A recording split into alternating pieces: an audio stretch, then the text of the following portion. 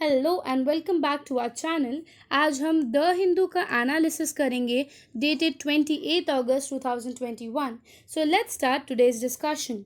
हमारा first headline states scrap all the appointments made in civil defence department. Civil defence department says Bidhuri. अब ये है क्या? तो if you see the starting lines, leader of the opposition in the Delhi assembly Ranvir Singh Bidhuri on Saturday demanded that all the appointments made in the Civil Defense Department be scrapped and probe be ordered with immediate effect. अब ये चीज़ क्यों आया है, ये चीज़ उन्होंने क्यों बोला है? क्योंकि इट वॉज नोटिस्ड कि कहीं ना कहीं जिन लोग का अपॉइंटमेंट किया गया है इनका प्रॉपर गाइडलाइंस के थ्रू नहीं किया है, या बहुत सारे जो हैं केसेस जिनमें this see if you will see here we come across many incidents where the personnels of the civil defence are found to be involved in a criminal activity, says Bidhuri. तो ये चीज़ नोटिस किया गया है कि इस बार के पर्सनल्स जिनको अपॉइंट किया गया था, जिनको रिक्रूट किया गया था, बहुत सारों लोग के केसेस में बैकग्राउंड में क्रिमिनल रिकॉर्ड लिंक्ड है, या क्रिमिनल रिकॉर्ड से कहीं ना कहीं दे आर बीन लिंक्ड, जिसकी वजह से उन्होंने बोला कि जितनों को भी आपने अपॉइंट किया है you have to scrap it, you have to remove it. ठीक है। अब हमारे लिए from the exam point of view क्या इंपॉर्टेंट हो जाता है about this department, that is civil defence department. Civil defence department क्या है, कौन से ईयर में बना, इनका काम क्या होता है, ये सब थोड़ी हमारे लिए इंपॉर्टेंट चीज़ ही होती है। Okay, CDD that is civil defence department की अगर मैं बात करूं तो जब ये इनिशियली बना था it was design to deal with the emergency situation. ठीक है, कहीं पे भी कोई भी इमरजेंसी सिचुएशन है, ठीक है, तो उस टाइम पे they have to do their work, they have to protect, they have to protect public and restore their vital services. Basically उनकी जो सिविल राइट्स हैं उनको उनके राइट्स को वो लोग को प्रिजर्व करना है, प्रोटेक्ट करना है। So this was the initial work of the members और the persons of CDD।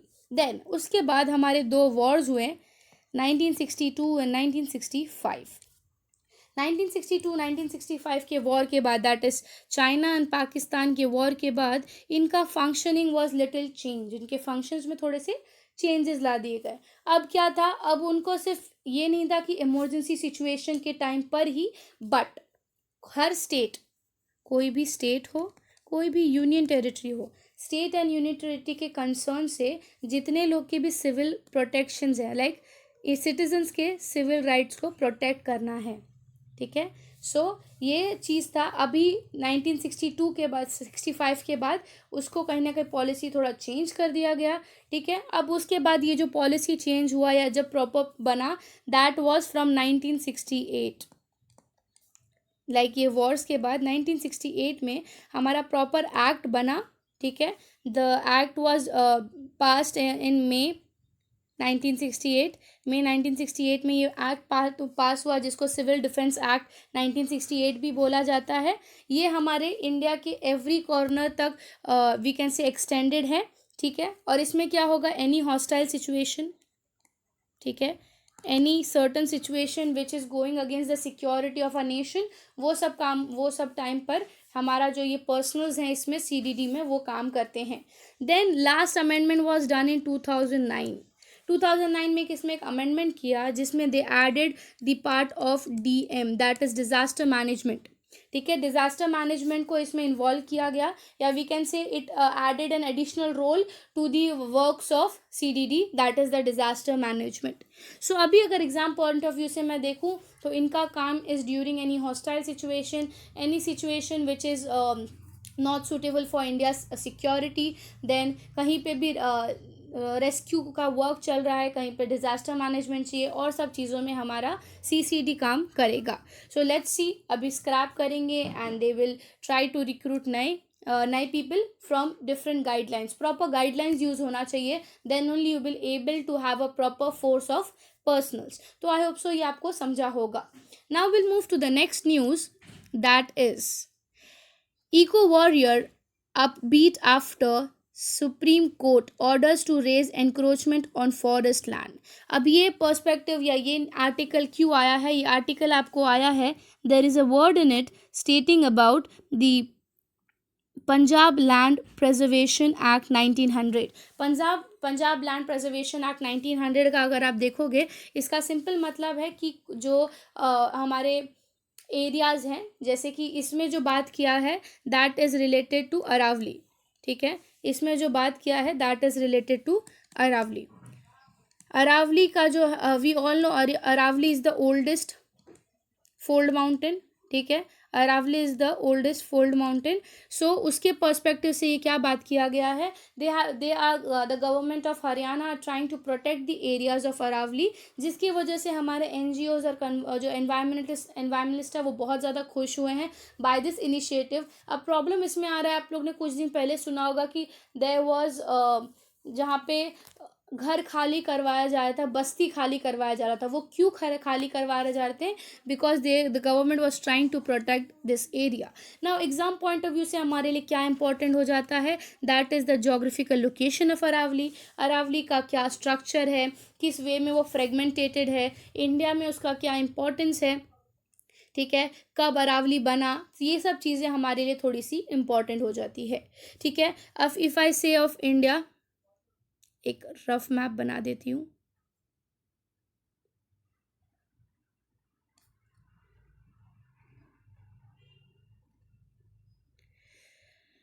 India की अगर हम बात करें, इंडिया में अरावली जो है इट इज़ लाइक दिस, ठीक है, ये ऐसे दो फोल्ड्स हैं हम बोल सकते हैं, या फिर मैं प्रॉपर अगर बताऊँ सो हाँ, इसको आप अरावली कंसिडर कर लो, ठीक है। अरावली हमारे इंडिया का it is said to be the oldest fold, ठीक है, सबसे ओल्डेस्ट फोल्ड। जैसे आप लोगों को पता होगा कि इंडिया का एक्चुअल पोजीशन जो है वो यहाँ पे नहीं था, it was somewhere in the South Africa की तरफ, देन वो ऊपर शिफ्ट होते होते होते then it came to the Euro Asian plateau, या यूरेशियन प्लेट से वो जुड़ गया। सो देयर वो दिस इज़ बिकॉज ये फोल्ड्स बने हैं। यहाँ पे भी अगर मैं बात करूँ हमारे हिमालयस के जो 3 सिंटेक्टल बेंड्स हैं हमारे हिमालय में, it is because of the move in the plates, या हमारे टेक्टोनिक प्लेट्स हिलने के वजह से ये फोल्ड्स आए। सेम अरावली भी वैसा ही बना है। अरावली के लिए अभी सबसे पहली चीज़ आपको याद रखना है, it is the oldest fold mountain. इसकी रेंज की अगर मैं बात करूँ so it is 300 to 900 metres का रेंज है, हाइट की बात करूँ, ठीक है।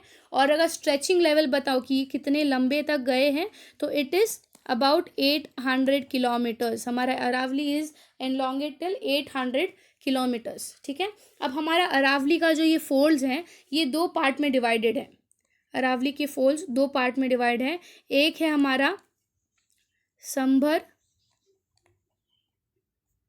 सिरोनी रेंज एंड दूसरा है संभर खेतरी रेंज।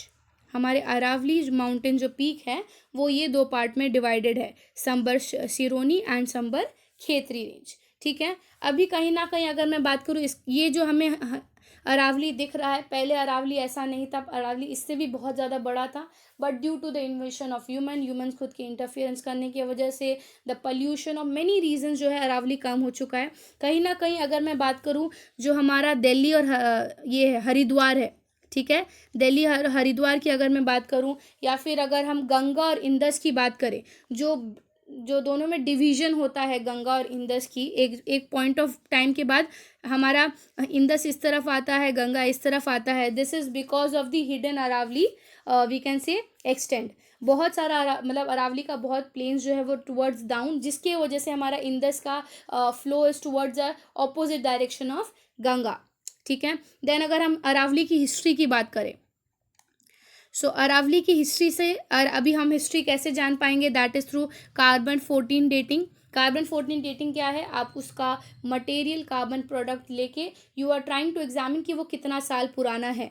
सो हमने अरावली के बारे में हमें जहाँ तक पता चला, अरावली अगर हम डेट बैक करते हैं it is million years, I think so 4 या 5 मिलियन ईयर्स अगो अरावली हमारा बन चुका था, ठीक है। So Aravalli date to back to million years ago when the pre-Indian continent collided with the Euro-Asian। जैसे मैंने आपको बताया हमारा ओरिजिनल पोजीशन यूरो एशियन की तरफ नहीं था, वो कोलाइड होकर या हमारे टेक्टोनिक प्लेट शिफ्ट होने की वजह से हमारे अरावलीज और सारे फोल्ड्स बने हैं।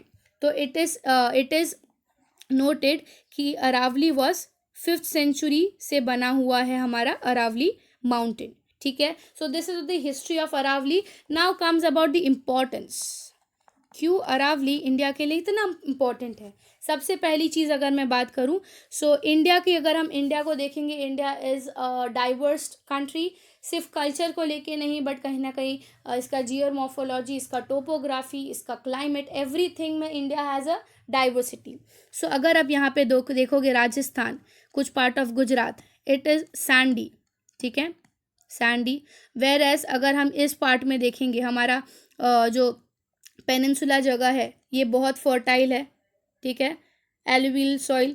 सो कहीं ना कहीं ये जो अरावली है, it divides the sandy region and the fertility, ताकि दोनों ही ऐसा ना हो कि मिक्स होने की वजह से खराब हो जाए, बट कहीं ना कहीं एक प्रॉपर सैंडी रीजन है because of it. So Aravalli becomes a barrier between the fertile plains of east and the sandy deserts of west. This is the very first important कि अरावली बहुत इंपॉर्टेंट है हमारे लिए। सेकेंड चीज़ अगर मैं बात करूँ, Aravalli though it is the oldest fold, ठीक है, देन ऑल्सो आज के टाइम पे भी अरावली इज़ द हाउस, या we see can is it a native to 300 plant, अलग अलग 300 स्पीशीज ऑफ प्लांट का ये एक हैबिटेंट है।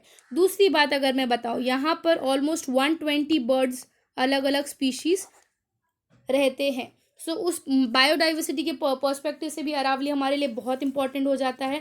देन द थर्ड थिंग जिसकी वजह से यहाँ का agriculture flourishes so well is of the ground water, ठीक है। अरावली का ये भी फंक्शन है कि it helps in the recharge of the ground water, जिसकी वजह से हरियाणा, पंजाब, यूपी सब जगह पर आप देखोगे the agriculture flourishes very well. So वो सब पॉइंट ऑफ व्यू से Aravalli is very important to us. But कहीं ना कहीं ये भी नोटिस किया जा रहा है कि अरावली का जो लेंथ है वो बहुत कम हो गया, अरावली बहुत जगह पे ख़त्म हो चुका है। It is because of the human interference to the nature, ठीक है। आगे जाके वी डोंट नो कहाँ तक पहुँचेगा, बट हाँ अरावली हमारा बहुत ज़्यादा इफेक्ट हुआ है because of the interference of humans. So I hope so आपको ये वाला न्यूज़ समझा होगा। Now will move to the next news that states Ladakh glacier retreats due to warning, low winter precipitation finds study, ठीक है। अब ये जो आप पूरी आर्टिकल देखोगे, ये पूरी आर्टिकल आपको इसी चीज़ के बारे में बता रहा है कि हमारे रिसर्चर्स, हमारे साइंटिस्ट लोग ने ये अरावली का जो लद्दाख एरिया है इस पर 4 से 5 साल से वो लोग they are trying to research it. But कहीं ना कहीं ये चीज़ उनको नोटिस में आया है कि हमारा जो लद्दाख है, या फिर हम बोल सकते हैं जास्कर वैली, ठीक है, जास्कर के बारे में भी हम पढ़ेंगे।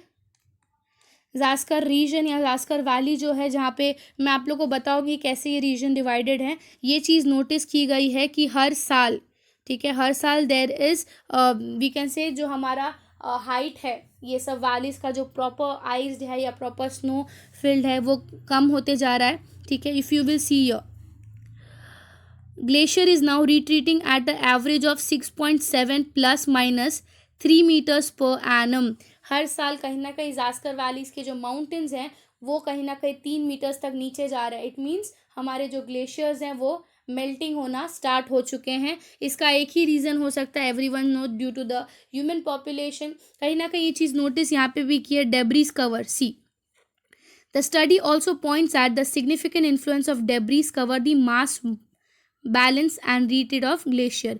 ये चीज़ नोटिस किया जा रहा था कि there was increase of debris during this place. इस जगह पर डेब्रीज या कचरा जो हम बोल सकते हैं वो बहुत ज़्यादा बढ़ चुका था, जिसके results you can see here, ठीक है, दिखाया है 6.7 प्लस माइनस डिग्री हमारा ऊपर नीचे शिफ्ट हो रहा है। वेर एज हम बोल सकते हैं 3 मीटर तक मेल्टिंग स्टार्ट हो चुका है एवरी ईयर। 3 मीटर का कंसिडर कीजिए, अगर आप 3-4 साल बाद देखोगे कहीं बहुत ज़्यादा हाइट का वेरिएशन आ जाएगा उसमें, ठीक है। इसके वजह से एक सजेशंस भी हमें दिया गया है, due to the continuous rise in the air temperature in line with global trend the melting would increase and possible that precipitation of summer period at the higher altitude. अब वो क्या रहा है, प्रेसिपिटेशन उतना बन नहीं रहा है, टेम्परेचर इंक्रीज हो रही है, मेल्टिंग स्टार्ट हो चुका है। मेल्टिंग होने की वजह से एन नंबर ऑफ रीजंस हो सकते हैं। हमारे यहाँ पे कैलामिटीज़ आ सकती है, हमारा पूरा नेचर डिस्ट्रक्शन हो सकता है। सो उस पॉइंट ऑफ व्यू से बोला है कि हमारा एक रिपोर्ट दिया है कि ऐसा ऐसा हुआ है। Now from the exam point of view हमारे लिए इम्पोर्टेंट क्या होता है कि what is this Zanskar valley, ठीक है। जास्कर वैली कौन से रेंज में आता है हमारा, ठीक है। देन जास्कर वैली की बात करें तो यहाँ पे हाईएस्ट पीक क्या है, लोएस्ट पीक क्या है, ये सब चीज़ें हमारे लिए थोड़ी सी इम्पोर्टेंट हो जाती है। ओके, सो जैसे मैं अगर इंडिया का अपर पार्ट बनाऊं,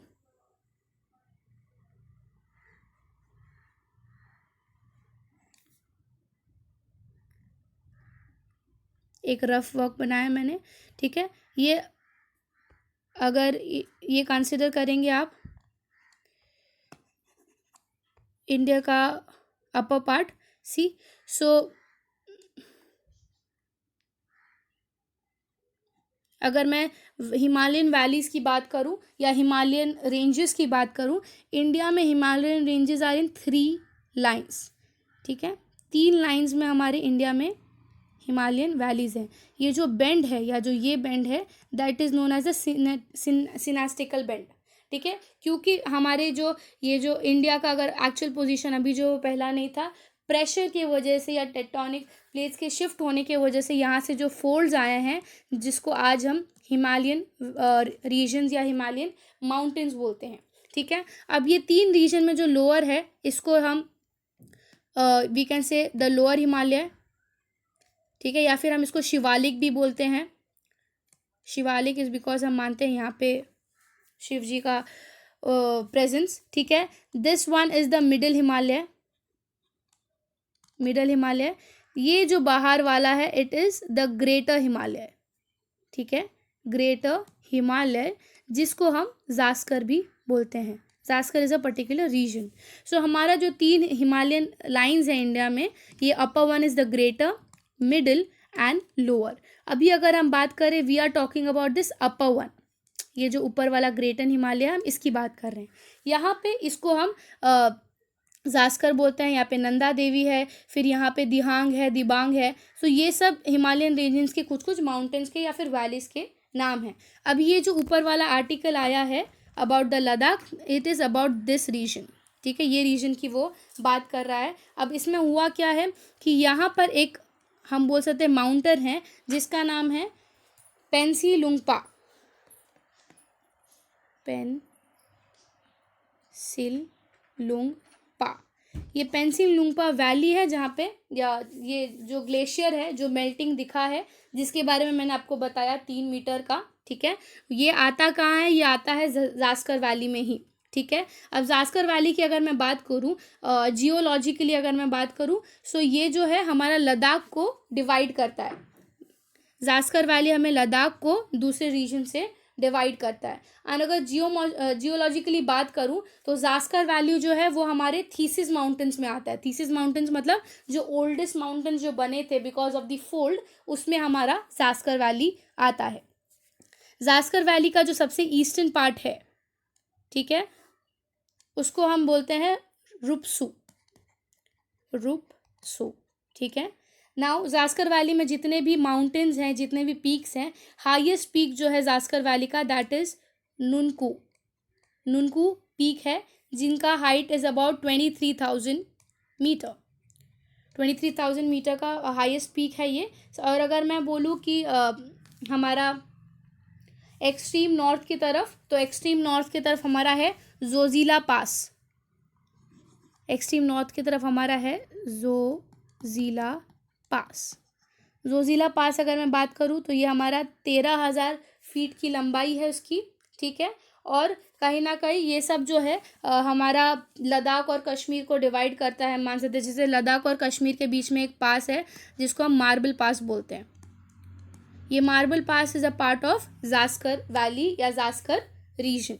सो आई होप सो जास्कर के बारे में थोड़ा आप लोगों को क्लियर हो गया चीज़ें हैं क्या।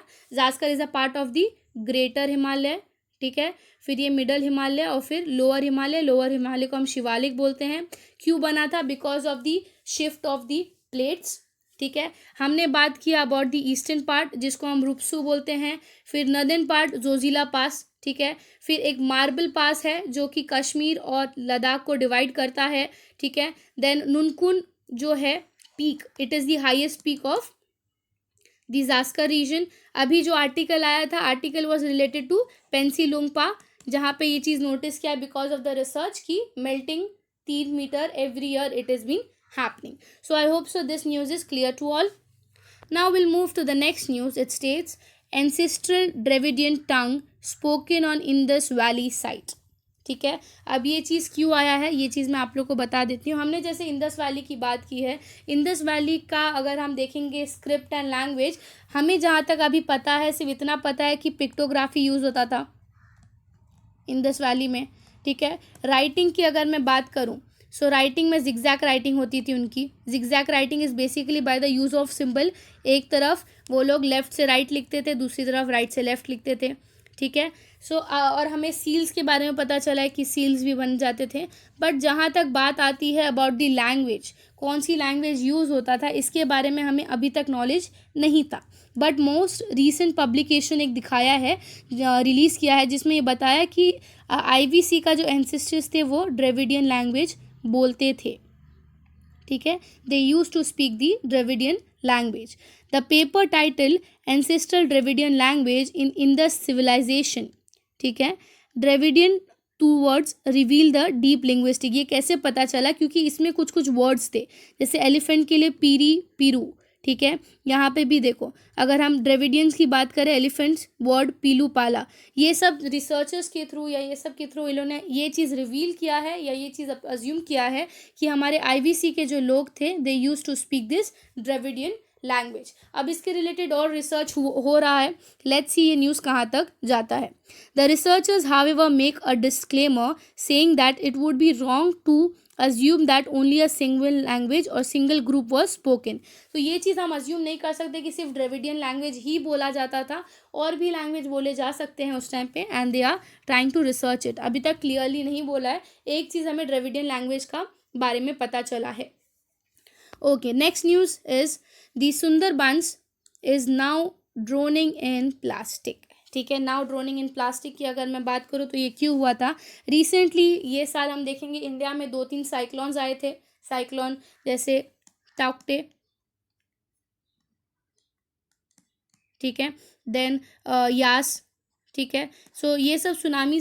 टाउक्टे तो हमारा इस तरफ आया था, वेस्टर्न तरफ आया था, बट यास की अगर मैं बात करूँ तो वेस्ट बंगाल की तरफ आया था. ठीक है, so because of this cyclone कहीं ना कहीं ये चीज़ नोटिस किया है कि हमारा जो सुंदरबन एरिया है which is a heritage site for India, उधर हमारा जो प्रॉपर सी है या जो प्रॉपर वाटर है उसके ऊपर पानी के अलावा सिर्फ प्लास्टिक्स दिख रहा है. ये साइक्लोन की वजह से हम बोल सकते हैं, या फिर ह्यूमंस की इम्पैक्ट के वजह से, लॉन्ग टर्म के इम्पैक्ट की वजह से, जब ये साइक्लोन आया वहाँ पर प्लास्टिक ही प्लास्टिक्स दिख रहे थे ना. यू कैन सी ये एक एरिया है सुंदरबन का जहाँ पे आप भी देख सकते हो कितने प्लास्टिक्स भरे हैं. इट इज़ बिकॉज ऑफ वो साइक्लोन का पता चला, साइक्लोन के थ्रू हमें ये सब दिखा. Not only conservationist, even the police officers have raised a concern over the huge dumping of plastic waste. Arjit Vasu, the additional superintendent of police south 24 Pargana की तरफ ये देखा गया. अब हम हमारे लिए थोड़ा इंपॉर्टेंट क्या आ जाता है, दैट इज़ कि ये सुंदरबन के बारे में geographically Sundarban is very important for us. ठीक है, अगर सुंदरबन के बारे में बात करूँ तो कहाँ आता है, ये कौन से रीजन्स में आता है. ठीक है, तो जैसे मैंने एक रफ मैप बनाया था यहाँ पे, सो ये इस तरफ जो है क्लियरली नहीं दिख रहा, पर ये पार्ट में हमारा थोड़ा ऐसा ऐसा एरिया है. तो this area is the Sundarban, जो हमारे लिए जोग्राफी के लिए बोलूँ या एनवायरनमेंट या बायोडाइवर्सिटी के लिए बहुत इंपॉर्टेंट है. ठीक है, सो आप लोग को इसमें क्या इंपॉर्टेंट है. सबसे पहली चीज़ अगर मैं सुंदरबन नेशनल पार्क की बात करूँ तो ये कैलकाटा, दैट इज़ उस कैलकाटा के साउथ ईस्ट में आता है. जैसे मैंने आपको बताया, अगर ये नेपाल भूटान यहाँ से, सो ये जो है ये पार्ट में हमारा सुंदरबन नेशनल पार्क आता है. ठीक है, और कहीं ना कहीं सुंदरबन नेशनल पार्क जो है वो हमारा गैंगेटिक डेल्टा के ऊपर बना हुआ है. ठीक है, सुंदरबन जो हमारा नेशनल पार्क है वो हमारे गैंगेटिक डेल्टा के ऊपर बना है. ठीक है, आई होप सो सबको गैंगेटिक डेल्टा पता होगा. सुंदरबन जो है गैंगेटिक डेल्टा के ऊपर बना है. दूसरा, सुंदरबन क्यों फेमस है, बिकॉज ऑफ इट्स मैंग्रोव. ठीक है, मैंग्रोव के वजह से फेमस है, और कहीं ना कहीं सुंदरबन को हम लार्जेस्ट सच फॉरेस्ट मानते हैं जहाँ पे मैंग्रोव उगते हैं. ठीक है, सो इंडिया एंड बांग्लादेश के बीच में आता है हमारा सुंदरबन, ठीक है। डेल्टा जो गंगा के डेल्टाज है उसके ऊपर हमारा ये बना है। तो यहाँ पे अगर मैं डेल्टा बोलूँ तो गंगा, एंड दूसरा हमारा होता है ब्रह्मपुत्र, जिसको बांग्लादेश में मेघना भी बोला जाता है।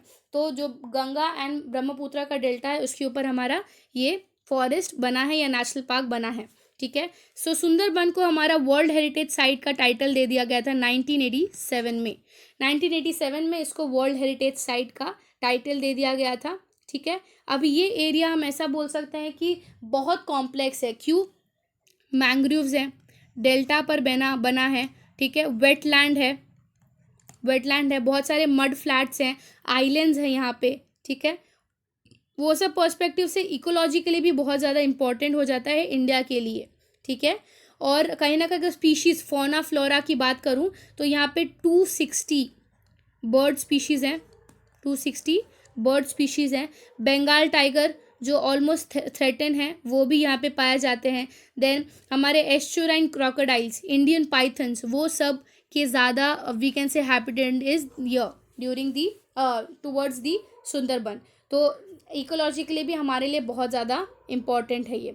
दूसरी अगर मैं बात करूँ तो ऑलिव रिडले टर्टल हुआ, गैंगेटिक डॉल्फिन हुआ, ठीक है। देन हमारा वाटर मॉनिटर लिजार्ड हो गया, देन हमारे रॉयल बंगाल टाइगर्स हो गए, ये सब का हैबिटेंट है इन दिस वेस्ट बंगाल का सुंदरबन नेशनल पार्क। तो उस पॉइंट ऑफ व्यू से हमारे लिए बहुत इंपॉर्टेंट हो जाता है ये। अगर एग्ज़ाम केस में आया तो क्या है, कौन से रीजन में है, क्यों इम्पॉर्टेंट है, ठीक है। मैंग्रोव है तो एक बफर जोन बना कर देता है हमें। It is a habitant to many of the endangered या फिर ऑलमोस्ट एक्सटिंक्ट। जैसे मैं बात करूँ क्रोकोडाइल मैंने बोला, ऑलिव रिडले टर्टल बोला मैंने, देन गैंगेटिक डॉल्फिन्स बोला, ठीक है, पाइथन्स बोले। तो ये सब के लिए बहुत बड़ा हैबिटेंट भी बन जाता है दिस एरिया। सो कहीं ना कहीं ह्यूमन इंटरवेंशन की वजह से हमें बहुत सीवियर उसके रेपोकेशंस देखने को मिल रहे हैं। Now the next is second Afghan city falls into Taliban's hand. कल परसों ही हमने एक न्यूज़ देखा था कि तालिबान में बहुत दिनों से बॉम्ब अटैक्स हो रहे हैं, ठीक है। बहुत जगह पे लोगों को फेस करना पड़ रहा है, ह्यूमन इंजरी हो रही है।